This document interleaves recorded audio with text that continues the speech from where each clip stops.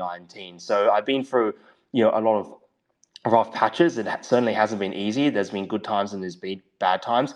But, more recently with, multi-chain, obviously this is a very difficult situation. So let me comment on that a bit. First of all, multi-chain was a very well-known bridge. It was one of the first bridges in the space. And a lot of people were backing them because they had worked on this technology called MPC. Basically, it means multi-party control, and it is a real technology. And it was, as I understand it from Andre, became one of the standards for communication between different distributed ledgers or different blockchains, right? And so multi-chain became quite a big bridge. It was the first bridge to integrate with Fantom, I believe, or one of the earliest bridges. And it got a lot of investment. So at the end of December 2021, it had a $1.2 billion valuation. $60 million was invested to it by very well-known investors like Binance Labs, Sequoia, Circle Ventures, etc. And so it was definitely a legitimate project.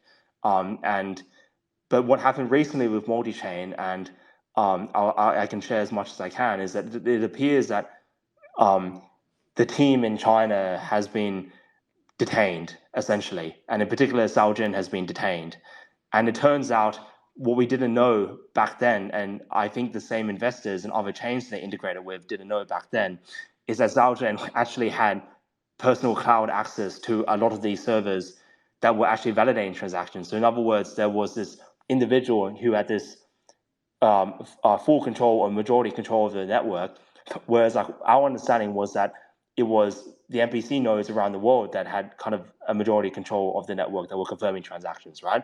So that was a big shock to us that we only discovered literally in the past couple of weeks or so, or since the assets were kind of abnormally moved off the multi-chain system, right? And so had we known that there was this super privileged access that Zhao Jun had access to, then perhaps we wouldn't have worked with multi-chain in the way that we did. And I'm sure that the other chains, because they integrated with more than 25 other chains, would have felt similar manner. I think what's also important to note is that yes, a lot of the TVL was bridged via multi-chain onto Fantom. That is true, but the majority of the assets by far, I believe, that were lost by multi-chain did belong to many other chains that they integrated with, right? And so it wasn't just Fantom that was hit by what is happening with multi-chain, it's many other chains that are out there. That being said, based on talking to many different sources in China and corroborating what they've been saying, we do strongly believe that Zhao Jun has been detained in Kunming, and which is a province in southwest of China, and that several other team members from the multi-chain team have been detained. And we're not exactly sure why they've been detained, but we strongly believe that they actually have been detained. And it might be the case that they've been detained because there's a project that used multi-chain to, that's been accused of not, being above board, of, being a scam or something like that. And maybe that's why they've been pulled in and detained under certain suspicion, right? But what we're trying to do now is that we're working very closely with an Asian law firm that we know very well, that we previously worked with a few years ago, and they're putting out, and they're trying to get as much information as possible. So what we want to confirm first is, is Zhao Jun actually detained? Is he detained in Kunming? Why is he being detained?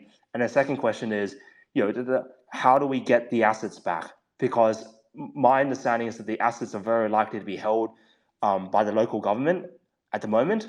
Not exactly sure why they're being held, if it's under suspicion, if they suspect that it might have been used in, like a fraud or Ponzi and that sort of thing. But we need to make it very clear to the government that these assets, they're not Ponzi assets or anything like that. That these are assets that legitimately belong to foreigners, to individual users, for the Fantom chain, and also for the other chains that are out there.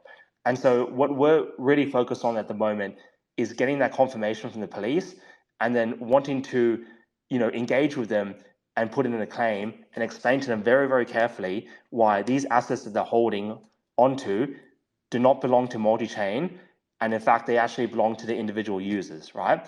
And so it may be the case that we have to put in individual claims, or individuals have to reach out to the foundation, and then we, represent them with their permission in order to get as many of these funds back as possible. So that is like kind of like the current situation at the moment that I'm intensely focused on trying to resolve. But at the same time, the rest of the team continues their work, and we can talk about what the rest of the team is doing as well going forward. That I myself am very much involved in what's going on with the multi-chain situation, but the rest of the team is also involved in many aspects of developing the Fantom network going forward.